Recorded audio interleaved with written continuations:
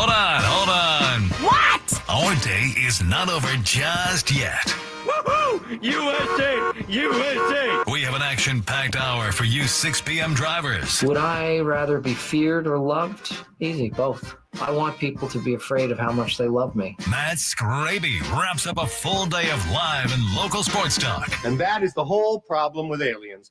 You just can't trust them. Occasionally you meet a nice one, but usually they turn out to be some kind of big lizard. The Skraby Show starts now on 97.3 The Fan. Hello and welcome into the Skraby Show for July 16th, 2025. Thank you for joining me. We have one more of these before we get back to Padres baseball. I guess if you include this next hour, we have two of these before we get back to Padres baseball. But I am having a good week. I'm having a fun week. Thank you to everybody who's on the chat. If you want to join us and watch the show and chat with everyone, you can just go search 97.3 The Fan on YouTube, or if you want to be in the Scrabinator chat, you go to youtube.com/@The Skraby Show and you'll be able to find it there. But you can watch it in multiple different places. You can watch it on Facebook, 97.3 The Fan. You can watch it on X @Matt Skraby. No shortage of ways to watch the show. And if you go to @Matt Skraby on X or Instagram, you'll be able to see my time on Fox 5 this morning with Shali from, she was the morning news person at Fox 5. Usually it's with Raul, but today it was with Shali and it was fun. We talked about the All-Star game. We talked about how the Padres did. We talked about the swing off. We talked about the ABS system, and that's where I'm going to start. I'm going to start with the ABS system because I like it. And when I say ABS system, not anti-lock brake system, the automated balls and strike system. I like the automated balls and strike system and the way it's going to be used, where you can challenge twice. If you get it right, you keep your challenge. I like that. I don't want the entire game being guys tapping on their helmet, but 2 times per game, 2 pitches per game to at least start, I do like. The one thing I don't really like, and Tyler said this earlier on the chat, is that it opens up a can of worms about what is a strike. And a couple times last night, we saw the challenge happen, and we saw like just a little tiny bit of the ball hit the strike zone. And to me, that is not a strike. That is a ball. If you're basically a ball below the zone, then I would say that is a ball. It's not a strike. And I know that that's not the scientific technical term, but I can't. This is where it will get a little messy. Because if it touches just the tiniest little bit of the zone, the ABS system is going to call it a strike every time. And I think that's going to backfire on some of the guys. I think some of the guys are going to think it's a ball, and they're going to probably if the human was making the call, they would call it a ball because you can't see the little millimeter of a ball that hits the strike zone or the digital strike zone. I think that's a little bit weird. And I do think that they're going to have, as Chris said earlier, it's really difficult to fix that because now you're determining, is a third of the ball a strike? Is half of the ball a strike? Like, what is a strike? And I guess it's going to be just a little bit, as long as the ball touches the strike zone. And I don't think that's the right thing to do. I think that they need to figure out a little bit better of a way. And I went into the MLB website. I wanted to get the actual definition of a strike. And so maybe we could figure it out through here. On MLB.com, the definition of the strike zone. The official strike zone is the area over home plate from the midpoint between a batter's shoulders and the top of the uniform pants. When the batter is in his stance and prepared to swing at a pitched ball and a point just below the kneecap. Wait, what? When the batter is in his stance and prepared to swing at a pitched ball and a point just below his kneecap, in order to get a strike call, part of the ball must cross over part of home plate while in the aforementioned area. Strike and ball, blah, blah, blah, blah, blah. Now, that doesn't explain anything to me. Let me read that again. The official strike zone is the area over home plate from the midpoint between a batter's shoulders and the top of the uniform pants. when the batter is in his stance and prepare. Oh, I see. Okay. And then there's a point just below the kneecap. So when a hitter is looking hitterish, as Tony would say, and they're in their stance, it goes just below the kneecap. Well, I would have to go back and see where these guys are in the like in the zone. But I have to think that some of these ABS balls that are called strikes are not actually strikes. I don't think that this actual definition does really much of anything to help me determine what a strike is. Because in order to get a strike call, part of the ball must cross over part of home plate while in the aforementioned area. So if the hitter, if it is below their kneecap and a little bit of the ball touches, then it's going to be a strike.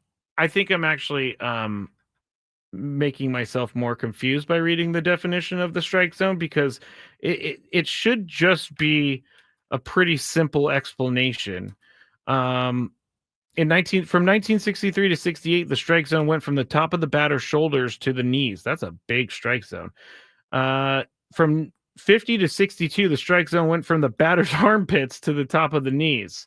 So they've changed the strike zone a couple times, but I don't know. Chat, if you're on the chat and you have any thoughts about this, go ahead and let me know if you think that a little tiny bit of the ball passing through the automated strike zone is a strike to you. It's definitely not for me. Alvarado, sorry if I butchered your name. I look at it like a touchdown in football. The ball just has to break the plane. That's a great comparison, because it doesn't matter how much of the ball touches the plane, just if some of the ball touches the plane. And I guess in that description, I guess I'm going to have to be okay with it. I just I think there is going to be a can of worms opened up on this, because there's going to be guys like, that can't be a strike. Can't be a strike. But it's going to be coming to baseball. I do know that, because it was a success last night. And again, I do like the system, but I think that there needs to be a more defined definition. It needs to be more like, they need to have the definition of a strike, make it so clear that we have no questions. And we all know baseball has a couple things in the game that we just still don't get, which is catcher interference, which is always against the Padres, and also a check swing. No one knows what a check swing is. Some guys do one check swing and it's a strike, and the other guy's like, no, he didn't go. Mr. Monkey says should be more than 50%. Less than 50% is unreasonable. Padres die hard. I definitely consider it a strike and welcome to the technology. I think I'm going to have to end up getting over this, because it is what it is. And if I'm going to be angry about every single ABS call that has a little nick of the zone, then I'm probably going to be angry a lot. But I did like the system last night. Thought it worked. It was fun to see the guys challenge. It was fun to see how quick it worked. The process and the flow of the automated balls and strike system, I think, is fine. I think that tapping your helmet quickly, and then the umpire came out and actually said who was the one that challenged it. Like, the catcher challenged that ball strike call, or the hitter challenged, or the pitcher challenged. So you know who the person is that is questioning that call. I guess Cal Raleigh, too, who was the one who made the helmet tap against Manny Machado in the first inning last night. He was very good in spring training. I think he went 11 for 12 on reviews of a ball and strike call. So he knows what he was doing, and that was a pretty easy one for him last night. Manny even admitted after the game that he should have probably swung at that ball because he knew it was a strike. But I really think that they need to define it better. All right, I've already said that like a million times, so I'm going to move on to some other fun things, like the Padres rotation coming out of the break. And they're going to reshuffle everything. And they can do that because everybody's going to be rested now. And there were no starting pitchers for the Padres in the All-Star game. So we don't have to worry about the rotation being tired. But on Friday, Dylan Cease is going to start. On Saturday, Yu Darvish is going to. On Sunday, Nick Pivetta is going to start against the Nationals. Also, Luis Campusano was optioned to AAA. Gavin Sheets is back from the paternity list. Chris and I talked about it earlier. I think Luis Campusano is kind of stuck in a tough place because he keeps going up and down. And when they do give him opportunities, it's like, hey, we're going to give you 4 at-bats today. Make them count. And it's just not really – it's not really like that. Like it's tough. You have to give the guy consistent at bats so that you have to give him consistent at bats so he can kind of settle in. Like you have to see what he can do in 20 or 25 at bats, maybe 30 at bats instead of just one game, which is what he was asked on Sunday against the Phillies. And he did ground into a double play, but I don't really blame him for that because it's kind of it's asking a lot of a guy to just come in cold and face Christopher Sanchez after not facing a major league pitcher in quite some time. Luis Campusano back in AAA. I have no idea what they're going to do with Luis Campusano. I have no idea. But they got to do something. Chris predicted that he's going to be the starting catcher by the end of the season, which maybe could happen. I don't know. I don't see it happening, honestly. But the only reason Chris said that is because he thinks that there needs to be a change at the catcher position because right now the catcher position does not do much offensively, and they need something. They need something from the catcher position, and we can't kind of just hope and pray that they run into one every once in a while. I know Maldonado had some good RBI hits recently, but it's just not frequently enough to keep him there. And if you're going to trade for someone as well, then I would assume that Luis Campusano's out. If you're going to be trading for a catcher, maybe even he's in the deal to be traded if there is a catcher that is indeed headed the Padres' way in some sort of trade. We talked about some of the catchers yesterday, and one of the ones that Dennis Lynn reported was Corey Lee of the White Sox. The White Sox already have a good catching situation, and he has shown some signs of promise, and he would probably be very, very cheap on the trade market.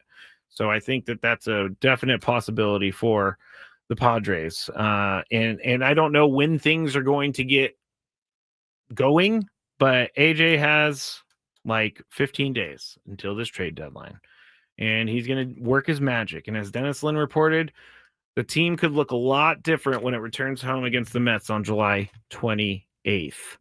Clay in the South Bay says, Skraby, I do not like the ABS system in relation to the real strike zone. The real strike zone has to be individualized for each batter.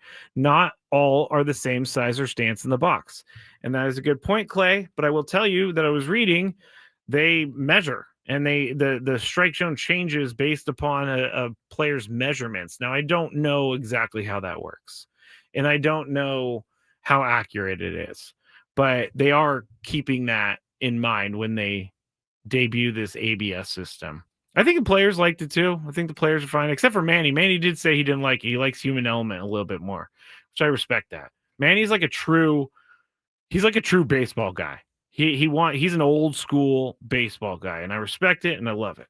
All right, I'm Matt Skraby. This is 97.3 The Fan. Thank you for joining us. When we get back, we have some MLB rumors out there about who's going to be traded, all that good stuff. We also have the Daily Gripe a little bit later, so stick around. A couple more segments here on Gwen and Chris. I almost said Gwen and Chris. This is actually the Skraby Show, and it's 97.3 The Fan.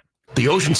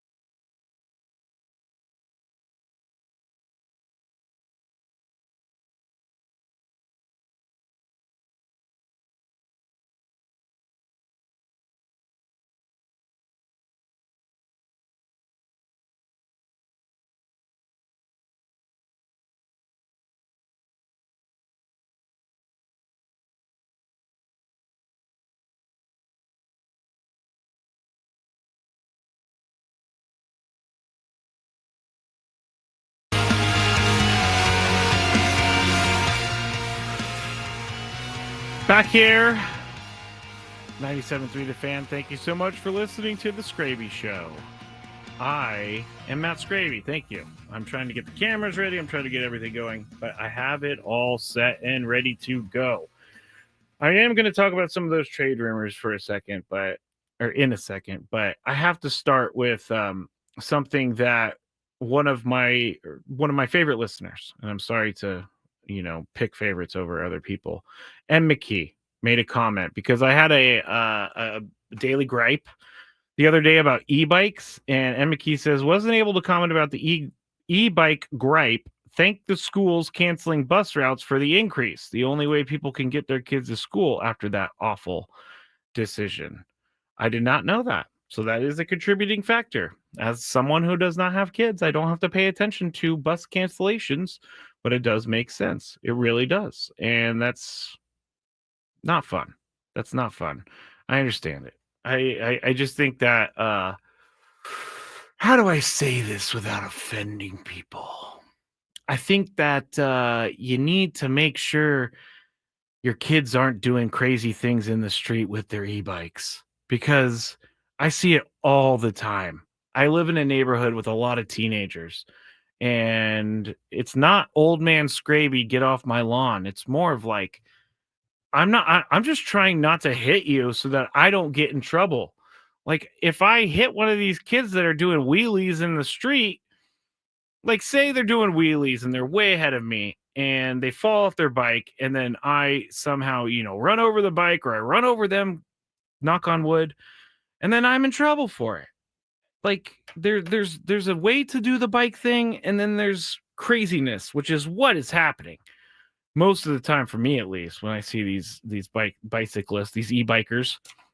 Actually, over the weekend or a couple weekends ago, I was driving home. It was dark, and I was sitting at a red light, and I got the green, didn't see anything, but out of nowhere, and I'm not kidding, 10 kids just come out of nowhere. They came out of a park in the dark, and I could not see them, and I almost hit them, and they were like yelling at me like it was my fault. Okay, kids, I understand you're just kids, and so I'm not mad that you're yelling at me. I'm mad that you're riding in the middle of the street. Like, I don't want to get going on a bicyclist thing, but I don't understand the bicyclist thing. I don't understand why bicyclists. Oh, I didn't realize I was going to go down this path, but we are, so we're here, and I'm going to do it. But like, it's crazy to me that you could have 60 bikes on a street and take up all, and then you have like a line of 45 cars trying to go over 25 miles an hour because the bicyclists are there. I don't get it. And also, I thought bicyclists were supposed to pay attention to the road laws. I never have seen a bicyclist stop at a stop sign in my life. Never. And I guess this is a me problem. I guess I'm just using the airwaves right now as therapy, because it's really bothersome, especially in North County, because North County has lots of bicyclists. And okay, if you want to be a bicyclist and you want to do that as your exercise, I don't have a problem with it. But when you're mad at me because I'm trying to get around you and just trying to go faster than 15 miles an hour, like that's, and you're 4 across in the lane, that's not how it's supposed to work. Share the road, they say. No one's sharing the road. I'm sharing the road. Bicyclists are not sharing the road. I'm sure I've angered some bicyclists out there, so sorry to anger you, but I need to take up the entire road. I almost got hit by a bicyclist walking the other day. Maybe it's a me problem, like in that regard. Like maybe I'm just not more, I need to be more aware and I won't get hit by a bicyclist. That felt good though, because I've been meaning to get that out for a long time. Last thing about the bicyclists. I do not need all the fancy uniforms that you got. Okay? Everybody makes fun of golfers for looking stupid. But why does everyone have to wear like a Garfield top? And I understand the bike shorts, but why does everybody have to wear these crazy shirts? I don't get it. I don't get it. When I go golfing, I don't wear the same thing as my friends. But I guess bicyclists have to wear the same thing as each other. All right, I've already dug myself a big hole, and I will probably not get myself out of it. But I guess I'm just going to complain some more because I was on Instagram in the break checking things out, and ESPY's stuff came up. And I don't understand this. Chris and I talked about it earlier. And I think everybody has to be with me here, right?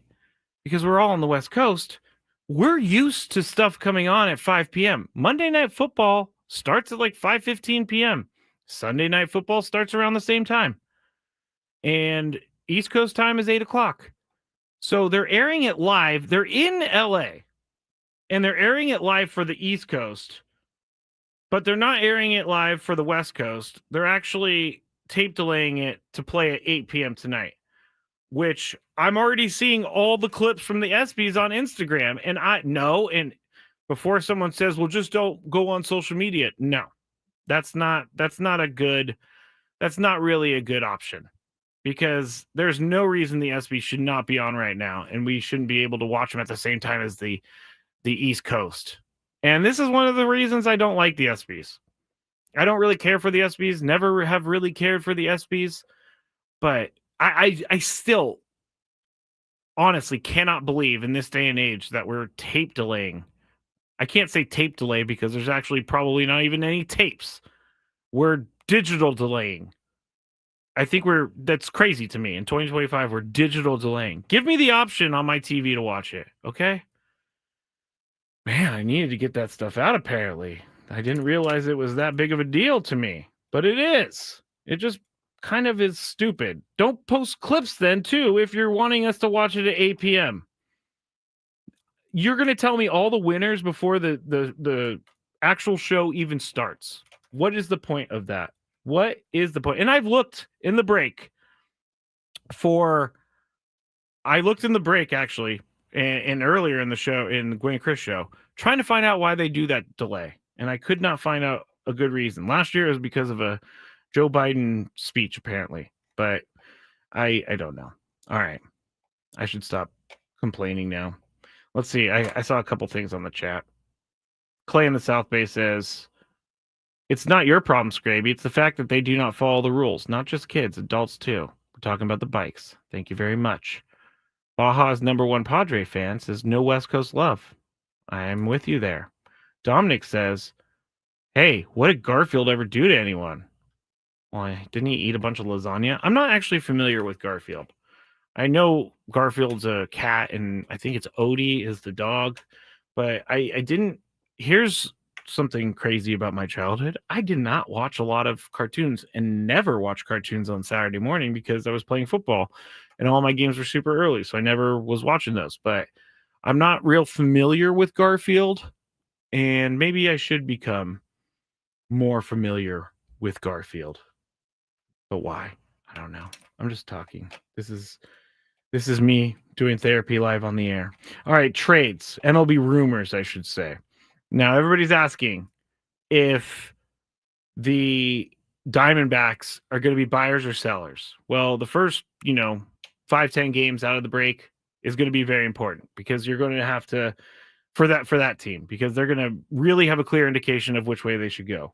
But according to CBSSports.com and USA Today, rival executives expect the Diamondbacks to trade their rental players at the deadline.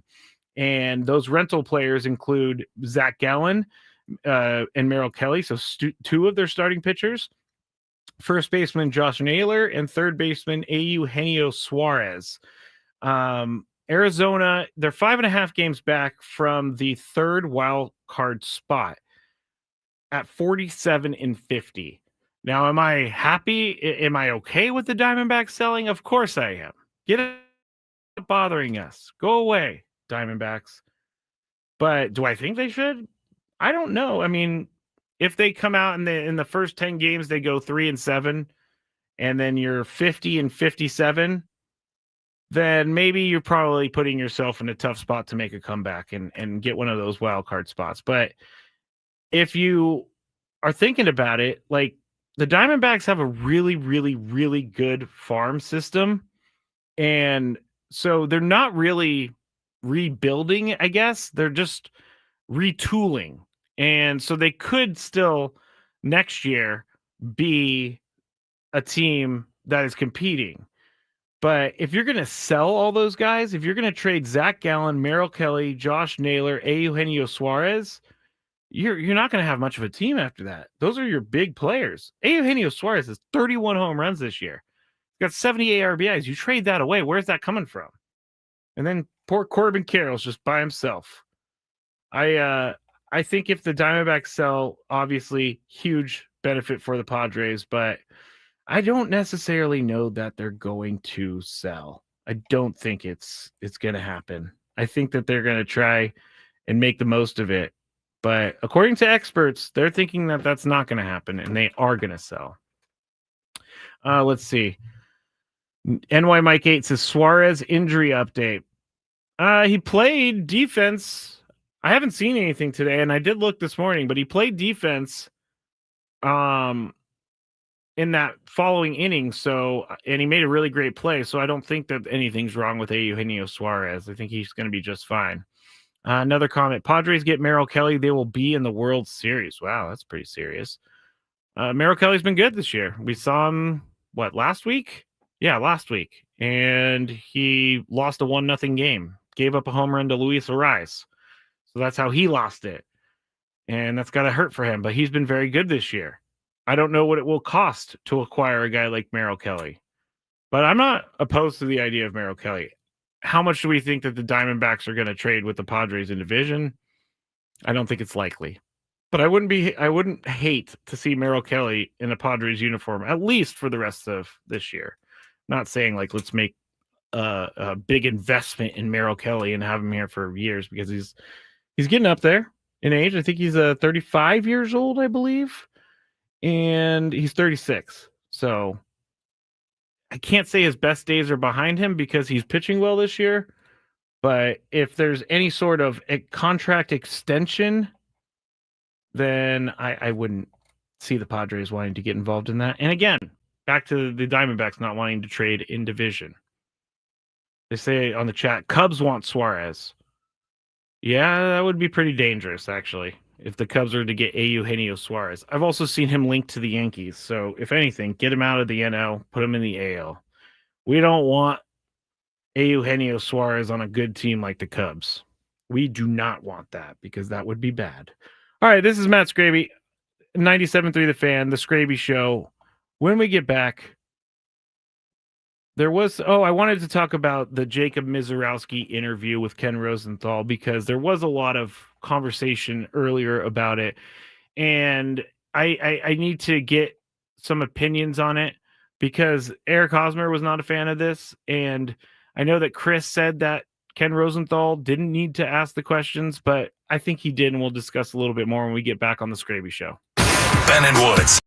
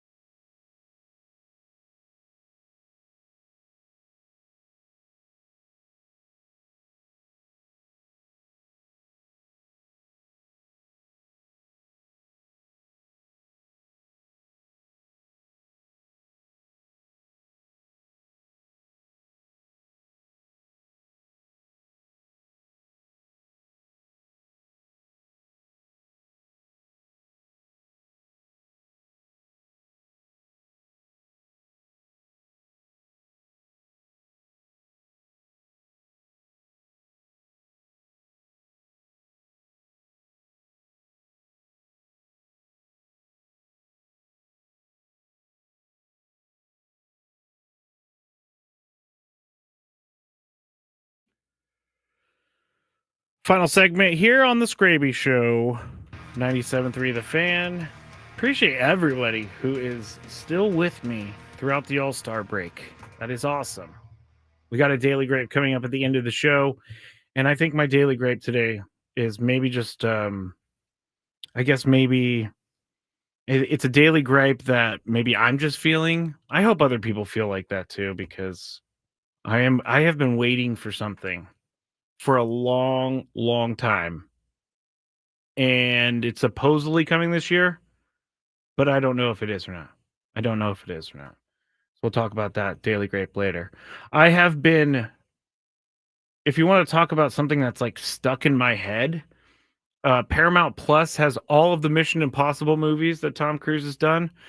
I love those movies. I think they're great. I think that they're entertaining. I think they're really funny, and I think that they're, you know, they're good action movies. But I've been singing the Mission Impossible song in my head forever, for like the last 3 days, and I just walk around and go dun dun dun dun dun, and I need it out of my head. And it's not going anywhere. It's really not going anywhere. All right.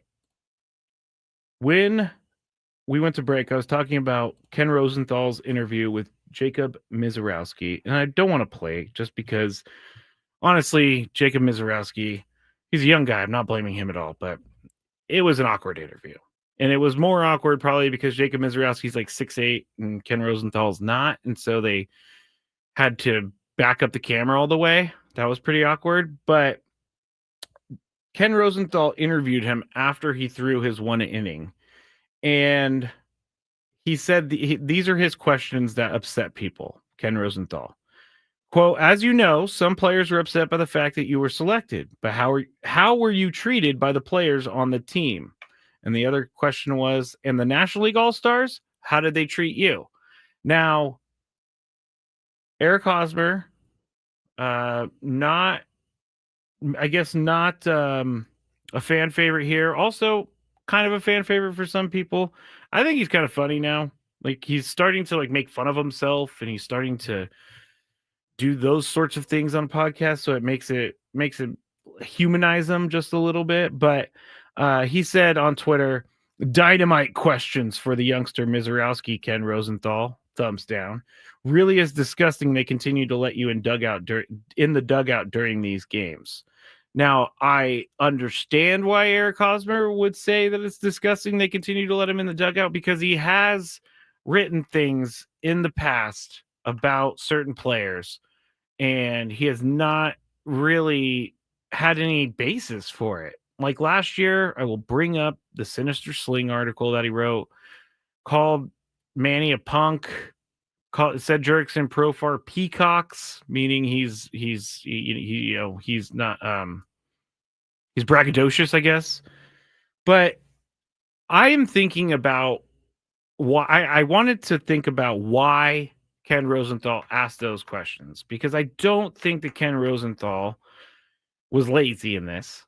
I think that the thought process was this: they put Mizorowski in the All-Star game in order to get eyeballs on him. Rob Manfred, the commissioner of baseball, said that he is an up-and-coming guy. People want to see him. They're excited about him. But after 5 starts, they let him in the All-Star game. I definitely am not thinking that a lot of people want to people even knew who Jacob Mizorowski was. That's how little he has played this year and started this year. 5 starts this year.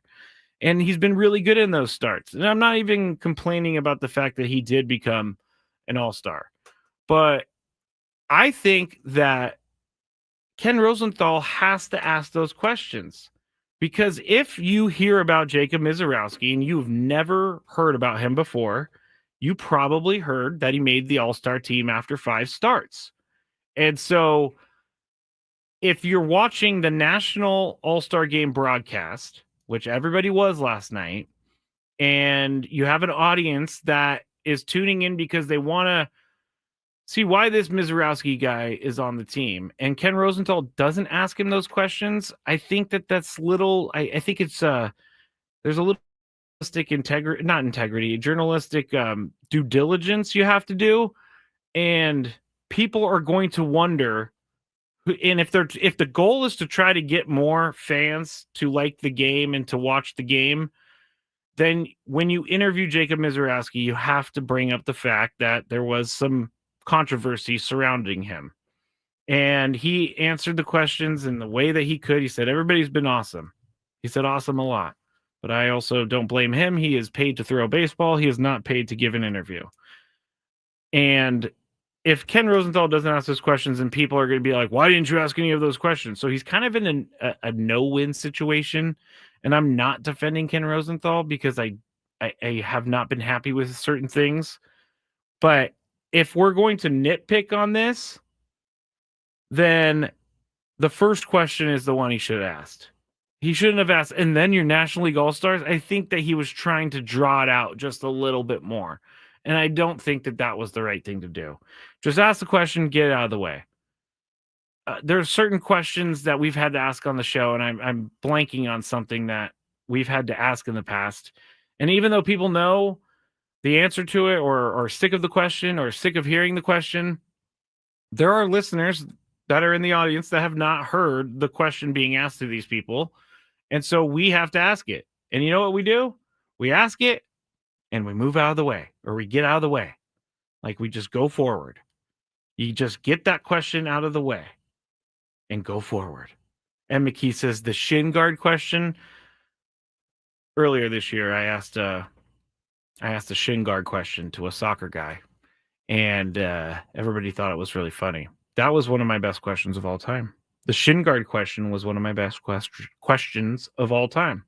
Anthony says, no need to ask those questions, in my opinion. Let the kids shine. It's the all-star game. I know. I understand it. But if the goal is to spread as much information as possible about Jacob Mizorowski, which that's apparently what Rob Manfred said, then you ask the question and you get out of the way. I don't think it's an unfair question, but I think that Eric Hosmer, more than anything, is just not a Ken Rosenthal fan. And they did, in the article that I was reading on Awful Announcing, they did bring up the article that Ken Rosenthal wrote about the Padres last year and how it was, pretty unfair. And so if you're going to, those are the reasons that I can't, get behind everything that Ken Rosenthal does. But in this case, I'm all right. I saw the interview. Like, they went down to the dugout, and I was like, he's going to ask Jacob Mizorowski about the controversy. He has to. You have to. Ken could have said, Anthony says, wow, you've made such an impact to make it here. Describe what that impact has felt like. I get where you're going, Anthony, but you're ignoring the elephant in the room, which is people were very upset that he was included in the All-Star game. I don't know. Maybe I'm really off base. I could be. I could totally be off base. And that's not going to be the first time that I've been off base. But I didn't think that those were the wrong questions. Just the second question, not the first question. Grab your clubs and tee off for a great cause. Join us for the 4th annual Salute to Heroes charity golf tournament. It says Sunday, July 28th in our read, but it's actually Monday, July 28th, I guess. July 28th is a Monday. But anyway, July 28th at the stunning Loma Santa Fe Country Club. Enjoy a day of golf, food, prizes, and camaraderie, all to honor our local heroes and support veterans programs. Register today at SanDiegoSocialLeagues.org. SanDiegoSocialLeagues.org. That's July 28th, Lomas Santa Fe Country Club for the 4th annual Salute to Heroes charity golf tournament. Let's golf for those who gave it all. Celebrities include former San Diego Padre Greg Vaughn, Arabian Prince, NWA member, Olden Polynice from the NBA, and Zab Judah, 6-time world champ. More to be announced. So if you're curious about that, go to SanDiegoSocialLeagues.org. Again, the swing off. Let's finish with the swing off. I really think that the swing off was great last night. I thought the swing off, it was a perfect ending to that game because I don't really need to see an all-star game go 19 innings. I don't really need to see pitchers' arms falling off down the stretch because they wanted to pitch in the all-star game or they needed to pitch in the all-star game. But I thought that the swing off was perfect. And the question now is whether or not they should adapt this in the regular season. My answer is no. I do not think that they should adapt this in the regular season. However, if they were to adapt this in the regular season, then I think it could come after like 12 innings or something. Keep the guy on second base, keep the automatic runner in the extra innings so that you could still try to decide the game the way it's supposed to be played. And then I guess I don't know that I need 3 matchups of a swing off, but I do think if you do like 2 matchups, that would be good. And then a third maybe for a tiebreaker. But I don't think this is coming to baseball. I don't think this is going to be introduced anytime soon. But I can't, and I've said this week, like, Rob Manfred loves when things work out and when his sport is the talk of the town, which the swing off is the talk of the town. I've been looking at the TVs all day in here, and all of the news organizations are talking about the swing off. So I understand why everybody or why baseball would want to rally around this. But I really hope Rob Manfred doesn't go, oh, everybody loved this. We need to implement this immediately next season. I just would not be a fan of that because I think the novelty of it would wear off over time. Like if there were 20 swing offs for the Padres in the year, I think we might get a little sick of it after maybe like the 5th one, especially if they keep losing, because then you really got an advantage if you have a bunch of home run hitters on your team. And if you're a team like the Padres, they do have home run hitters, but they don't have as many home run hitters as, say, the Phillies. I mean, the Phillies could put up Schwarber. They could put up Bryce Harper. They could put up Nick Castellanos. They could put up a ton of guys. The Padres really, in my mind, right now, as currently constructed, only have 3 guys that I think would make it to being a swing off, or I think would be selected by the Padres. Manny Machado, Fernando Tatis Jr., and Gavin Sheets. I think those are the 3 guys. But again, if you're the Phillies, you could choose many guys. And the Yankees have Aaron Judge. So you have a ringer right there. The Dodgers have some guys too that can really swing. And so in that regard, I don't think it's fair. And I don't think the swing off is coming to the regular season. I really don't. And I hope it doesn't happen because Rob Manfred feels like he struck gold with an idea. It was a good idea, though. I will give Mr. Manfred that. What's annoying Skraby today? Let's find out. It's time for the Daily Gripe. I honestly think you could probably just take this entire show and make it a daily gripe. I didn't plan on griping as much as I did today, but I did gripe a lot about bicyclists, about a lot of different things. But here is my gripe for tonight. And it's a show that's on Netflix. And it's called, I know I'm presenting this like no one's ever heard of this show before, but it's called Stranger Things. I have been a massive Stranger Things fan. I mean, they kind of went a little bit rogue in the last couple seasons, but I am tired of waiting for season 5. And I keep getting these things on my phone, these news stories about, oh, there's a trailer coming out for Stranger Things. I don't want any more trailers. I want the actual show to finish up. I have been waiting a long time for this to happen. I don't know what's taking so long. And I know that there was a writer's strike, and so that delayed it a little bit, which happened to a lot of different shows. But And McKee makes a great point on the chat. The actors are like 30 years old now. And it's true. Season 1 was released in 2016, 9 years ago. Actually, it was released 9 years ago yesterday. Season 2 was released 2017, season 3, 2019, and then COVID. So season 4, there was a gap between season 3 and season 4 by 3 years. And apparently, season 5 is slated to come out on November 26th. 4 of the episodes. So you're going to have, between season 3 and season 5, you're going to have 6 years in between. I like the show. It's an interesting show. It's an entertaining show, but I don't know if I can wait anymore for this show. And it's this is the last season too. And apparently each one of these episodes is like a movie. So maybe it will be great when it actually comes out, but I have seen so many news stories about Stranger Things is back. Stranger Things is back. It is not back.